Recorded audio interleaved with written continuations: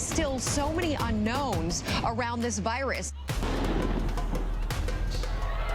Not only will America dig itself out of this hole they put us in, we're going to build back, and we're going to build back better.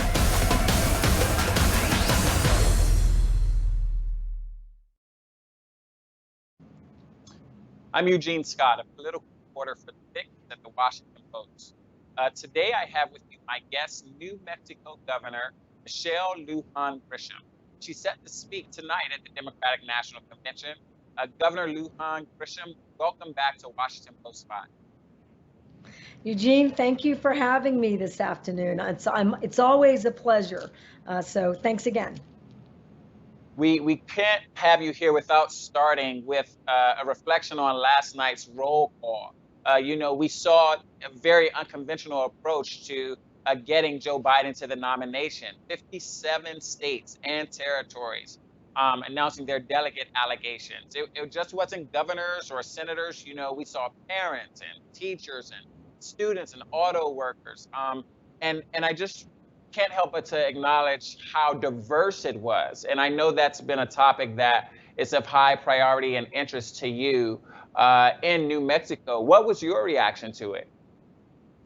Well, two things. One, we certainly weren't advising or controlling how that worked. So I want to give real kudos to the Biden-Harris campaign, who are really clear about showcasing, incredible diversity around this country in ways that people could relate to. And in New Mexico, I was very proud to see Derek Lente. He's a state representative, a member of Sandia Pueblo, and you could see showcased right at the Pueblo that beautiful view of our beloved Sandia Mountains. And I was delighted not just to have traditional wear and to really re-recognize our sovereign nations and relationship here, but people really did respond to the natural beauty in this state. And of course, that made me proud. But like you, Eugene, I really enjoyed that approach to the nominating in the virtual convention. I think they did a really great job. So we heard last night from other people beyond just state representatives. We heard from people like Colin Powell, and we heard the voice of the late John McCain. And it was a night that in many ways emphasized voices that, have passed and have gone before us. But it also emphasized new voices like Alexandria Ocasio-Cortez, the Congresswoman from New York. But there was a lot of discussion about the fact that she didn't even mention Joe Biden's name. Are you concerned about how the party is identifying itself with so many older voices, some that aren't even with us, some conservative ones, as well as some really young voices and new ones that may be more progressive than the nominee? There's been a lot of criticism that I have heard and seen written about the approach of this particular Democratic nominating convention, the National Committee's efforts here. But I think it's really important to talk about where we are as a country, and the fact that it's so divisive and hateful and angry, and that there is so much fear, not just related to COVID, but what any future could look like. Here's what I'm seeing, and here's what I felt last night. I had a unique opportunity to get to serve with Senator McCain. Now, by no stretch of the imagination did I have the kind of relationship that we got to learn about and see last night during the convention. But if you want, and I desperately want this, not just for my state and my family and our constituents, but for America and the world, if we're going to deal with this divide, if we're going to unify the country, then it's not just what we've identified as a progressive platform or our new leaders who are fantastic. Look, Congresswoman Ocasio-Cortez, youngest member of Congress ever elected. She's remarkable and a force of nature. But we also want to know where we've come from. And you and I, before this show started, had a chance to catch up with each other and talk about race relations and teaching history in this country. What the Biden campaign, the Biden-Harris ticket is doing is showing us what civility, dignity, respect in all kinds, right? The confluence of different ideas and strategies. And I think that's valuable when people are feeling left out or left behind, that big tent, everyone, and it is a limited amount of time. And when people don't see themselves or, you know, one of their icons reflected or another, I can see how people can maybe feel a little disappointed.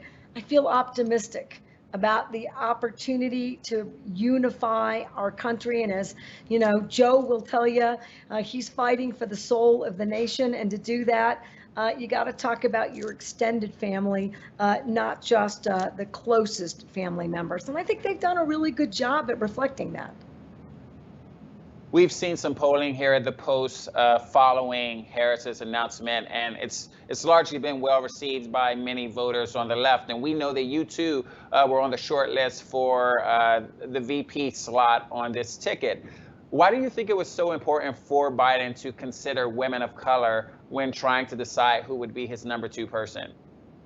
Well, again, if you're going to reflect who we are as a country, and we want to, you know, people want to see themselves in their elected leaders. And when you think about your security, your future, your opportunity, if nobody who's talking about that, who's working to deliver that looks like you or that you can relate to, then it already feels like you're left out. And the fact that Vice President Biden said there would be a woman on the ticket as vice president, that he embraced and lifted so many women of color, was another effort, I believe, at showing that we have an enormous amount of growing, incredible talent in this country. And I was really proud to be part of that team. And I think that Americans, by and large, are seeing Senator Harris as an incredible, talented, optimistic, you know, visionary leader who can say to every little girl, right, and every woman who is engaging in her community and in a leadership role, that that's the future of our country. Joe Biden said that he wanted to build a bridge to future Democratic leaders. I think the way in which he has chosen his running mate and showcased so many other women in this country, he is already true to his word, and I think it's really going to enhance our country's leadership standing in the world. Speaking of future leaders, we talked earlier about the moment that America is having right now, a bit of a reckoning and trying to rethink and our history with race and what we want America to be moving forward. And for so many of these conversations about race in this country, the discussion has been limited to black and white.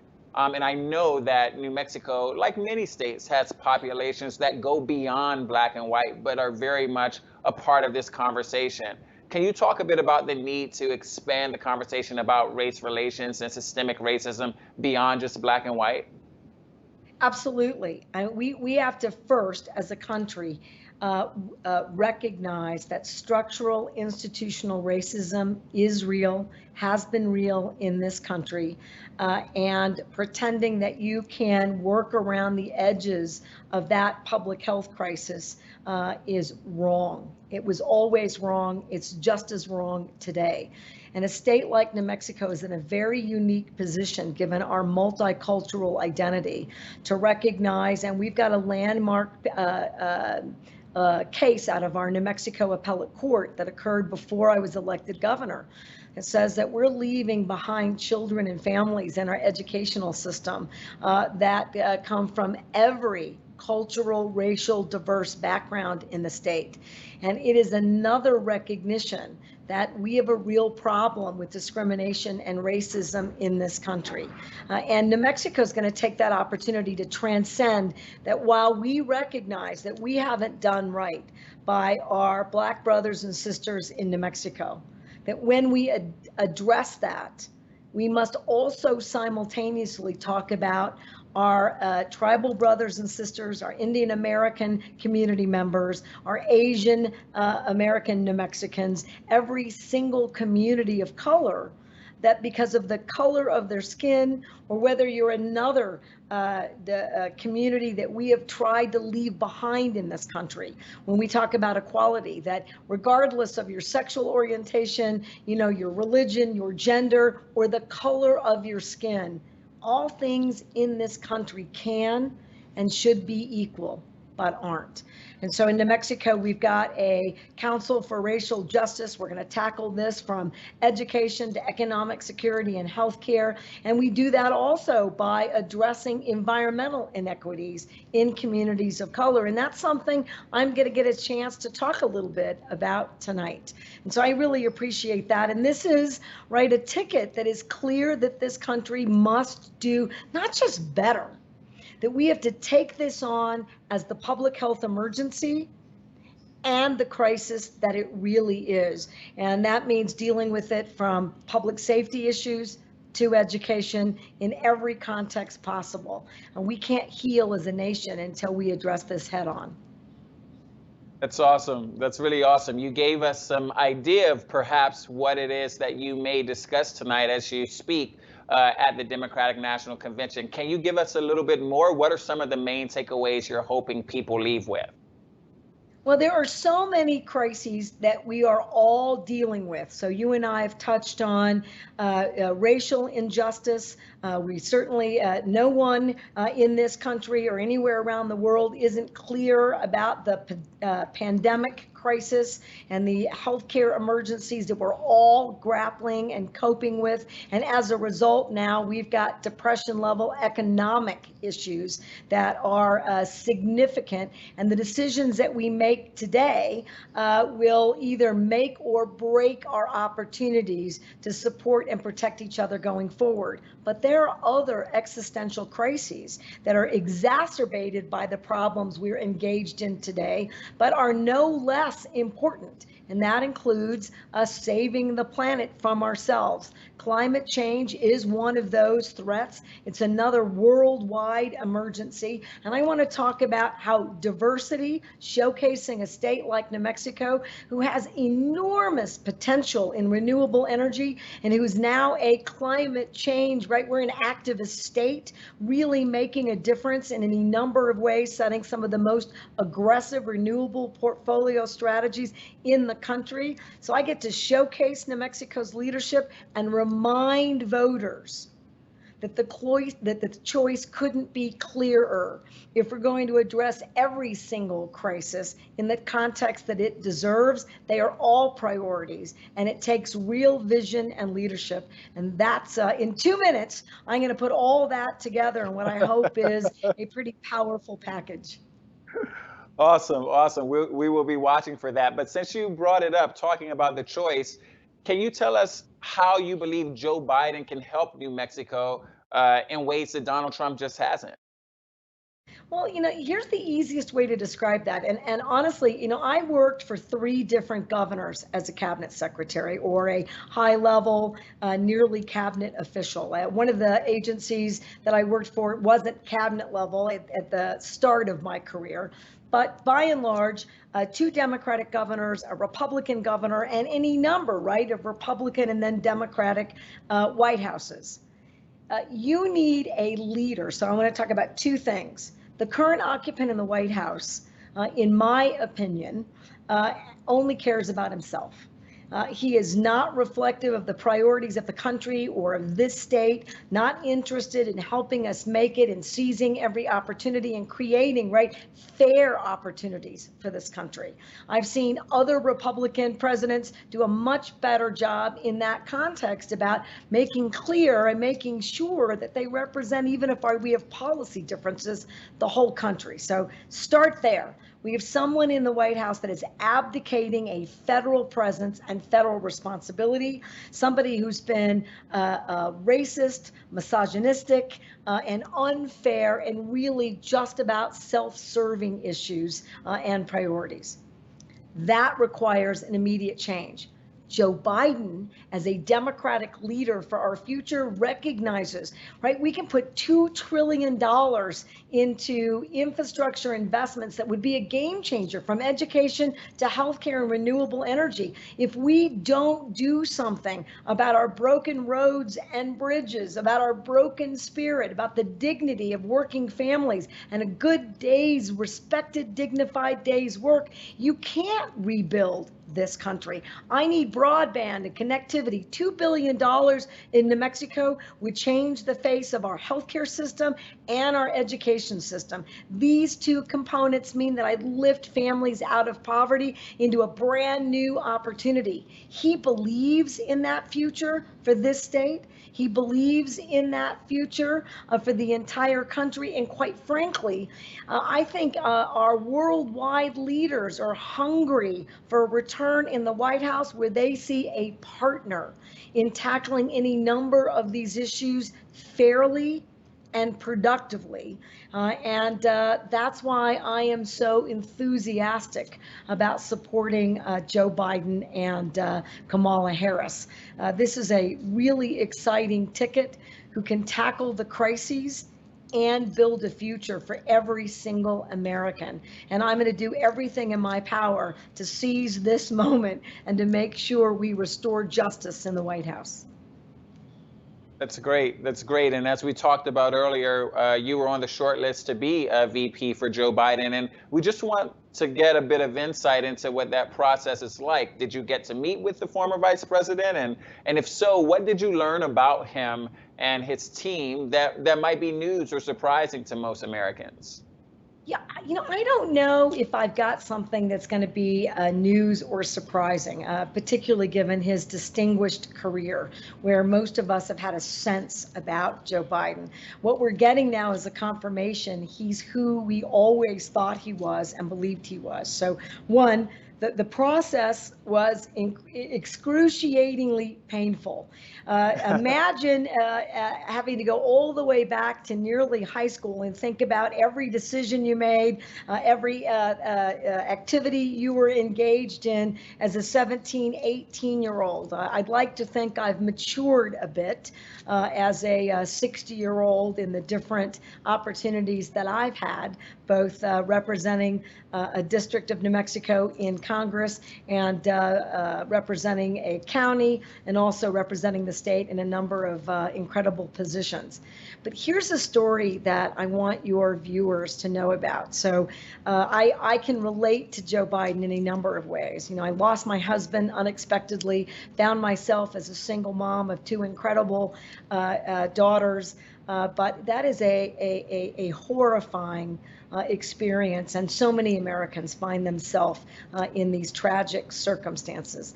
Now, it took me a lot longer in life to find another partner, or maybe that partner found me. But my fiance, a lovely guy named Manny Cordova, lifelong Republican, and he accompanied me for the second inauguration of the Obama-Biden White House. And Vice President Biden came to an event that was hosted for new members of the Congressional Hispanic Caucus. And here's my guy who's never been in any kind of context like this in his life.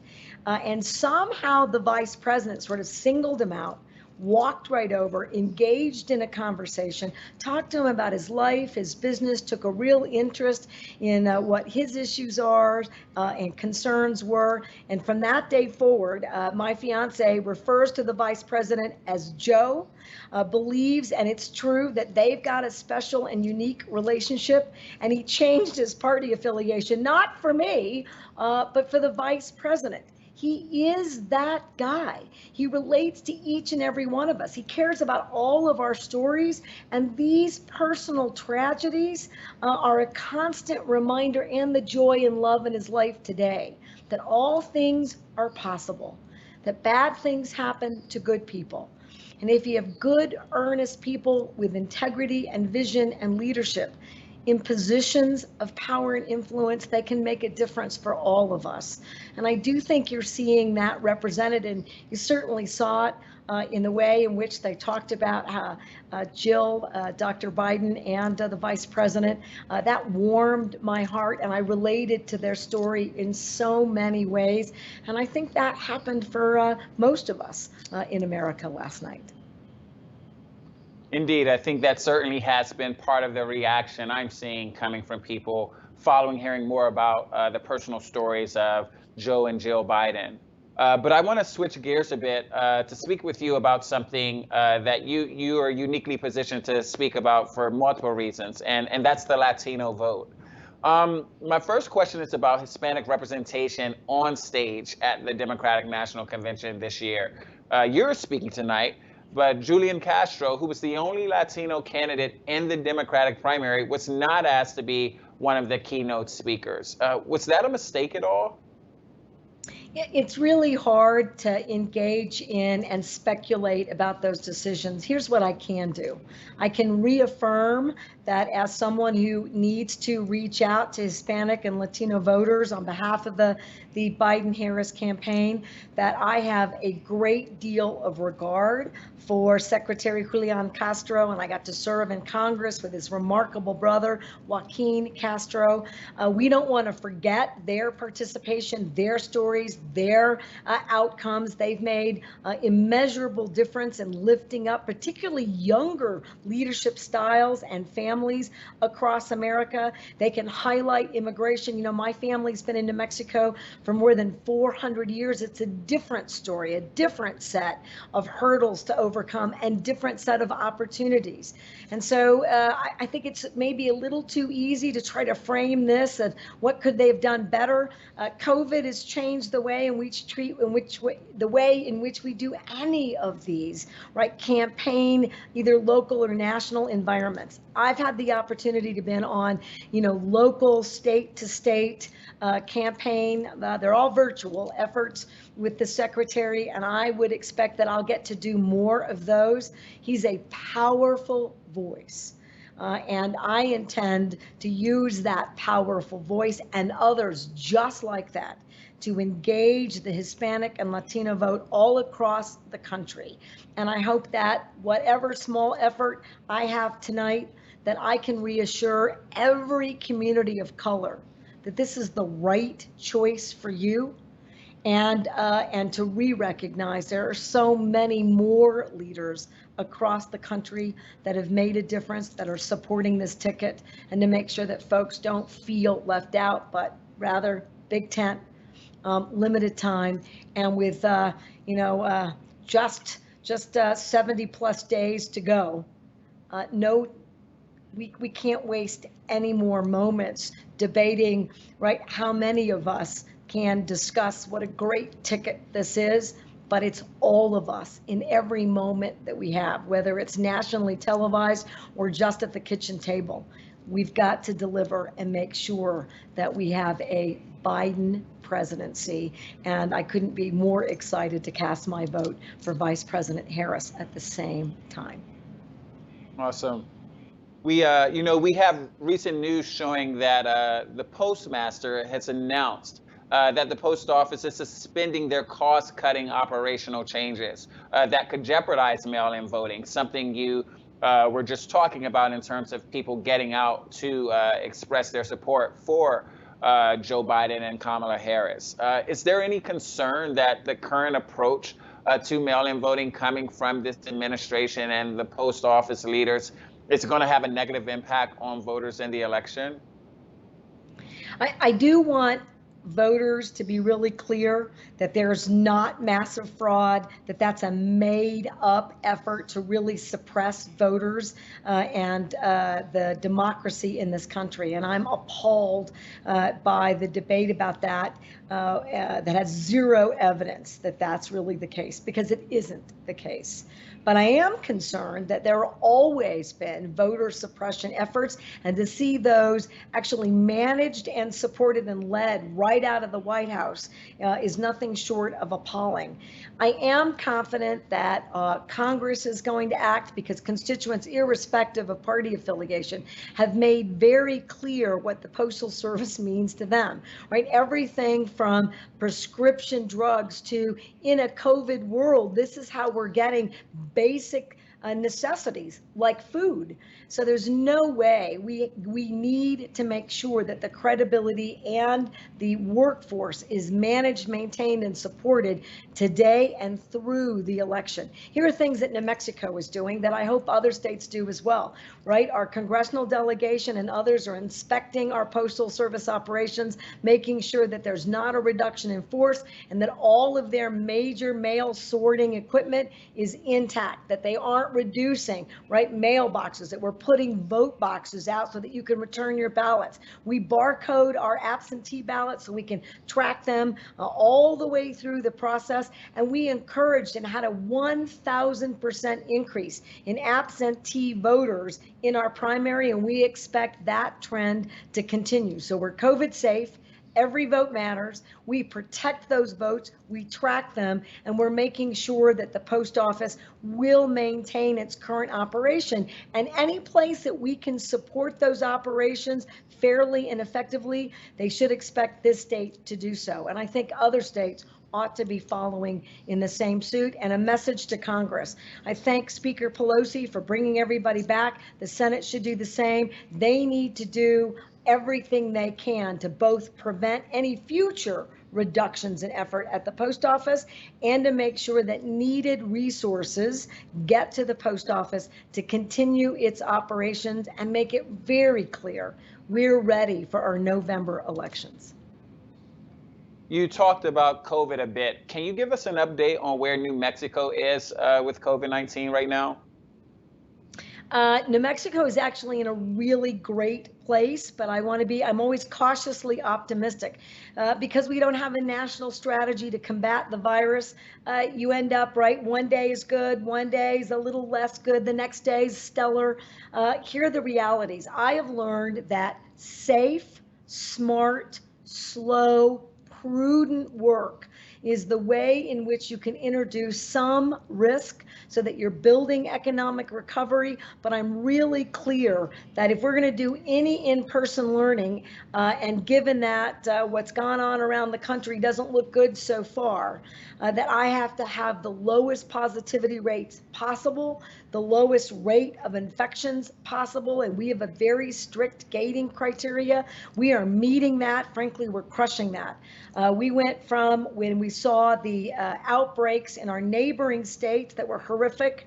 New Mexico went from, about 100+ 7-day average of cases to a well more than 400 daily case count. We're back down now to 100 or below, and we're seeing our positivity rate fall below 2.5%. And we've been one of the lead states in the country for testing so that you can go to an outbreak and deal with that proactively, which is the only way you can take a safe, smart, very limited approach. We're going to do a hybrid, so 2 days for one small group of kiddos, K through 5, and then another 2-day pod, small groups, mask wearing, social distancing, no group settings, so that we protect our students, we protect our educators, and we protect their families. We think we're going to be able to do that just after Labor Day.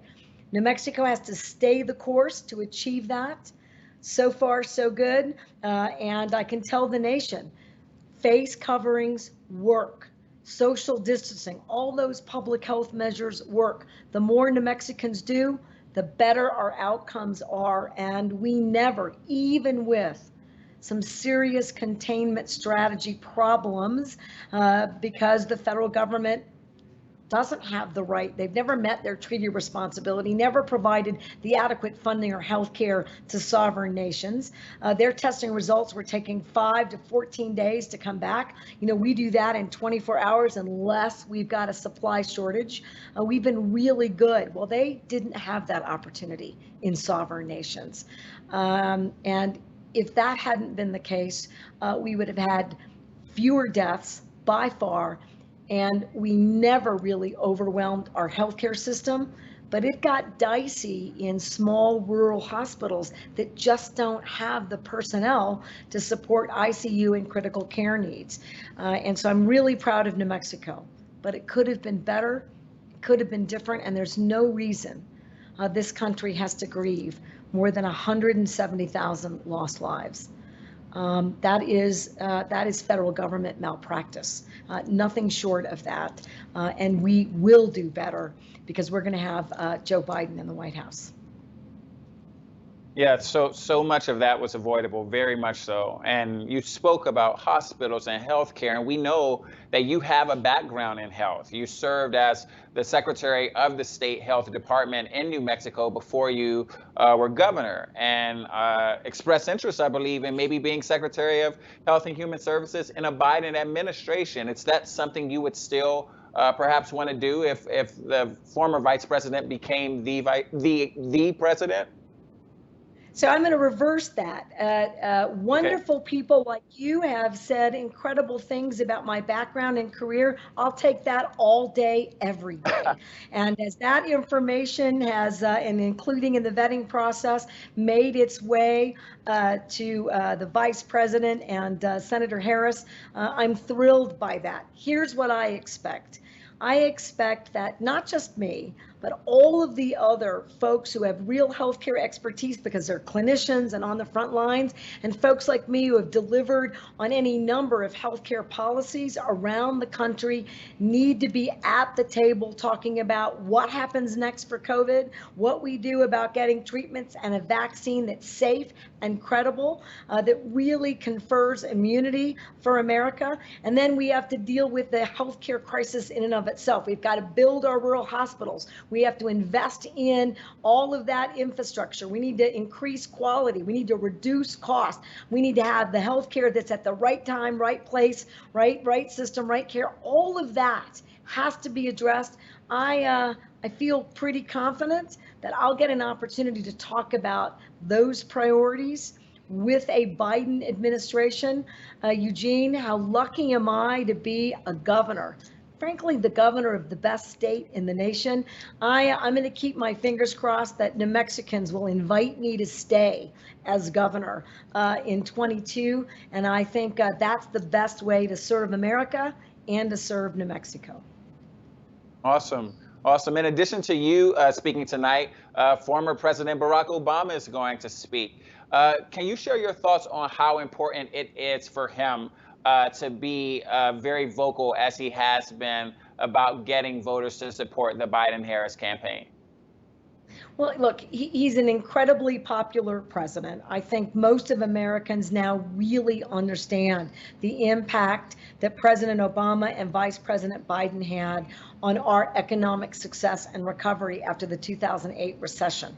It is incredibly powerful and important for him to remind folks in this context, with these sets of incredible, dire emergencies, you need somebody who's ready on day one, who walks into the West Wing and knows exactly what you have to do first, second, and third, who's willing to serve in that capacity, who's fearless, strong, and independent, but who is empathetic and compassionate and really understands, because he's lived that life, what all of us do in our working class American families, and really embraces the diversity and differences, the nuances of each of those families. But we're all reaching for the same American dream.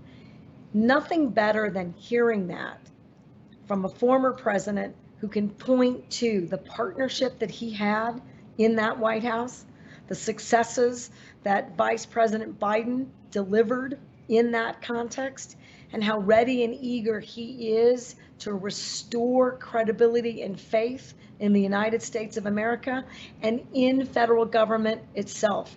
And the truth is this, while states are incredibly, and I'm proud of that, independent, if we have a federal government that's competing with us, that works against us, that doesn't care or grieve with us when we lose members of our states, while we're holding up our families and navigating this crisis without their leadership support, it's a catastrophe. And this country deserves to be reminded in a productive, fair, in an incredibly motivating way. And nobody better than Barack Obama to do that. We can and will do better again, because we're going to put the most capable, most prepared candidate into the White House with a vice president who is ready, willing, able, and quite frankly is one of the most qualified, if not the most qualified women in America to undertake a response to all of these critical issues. And I'm really looking forward to hearing that, because while I'd like to think I don't need to be reminded, being motivated and inspired are two things that are valuable to each and every one of us in this effort, with just a couple of months to go. Indeed, absolutely, that is the case. And we just want to thank you, Governor, for taking time to speak with us. We're out of time, but we wish you the best and much success tonight as you deliver your speech. Eugene, I'm expecting to hear you clapping somewhere in the distant background. Yes, I will be there. I certainly will be watching. Thanks a lot for joining us. Thank you for having me. It's always an honor and a pleasure. Great. And to our viewers, please come back and join us tomorrow beginning at 9 a.m. Eastern Standard Time for First Look, featuring some of my Washington Post colleagues, Dan Baltz, Glenn Kessler, Hugh Hewitt, and Donna Edwards. And we have more interviews scheduled throughout the day tomorrow as well, including with House Speaker Nancy Pelosi, Senator Bernie Sanders, and Ambassador Susan Rice. Head to WashingtonPostLive.com for all of the details. I'm Eugene Scott. Thanks for watching.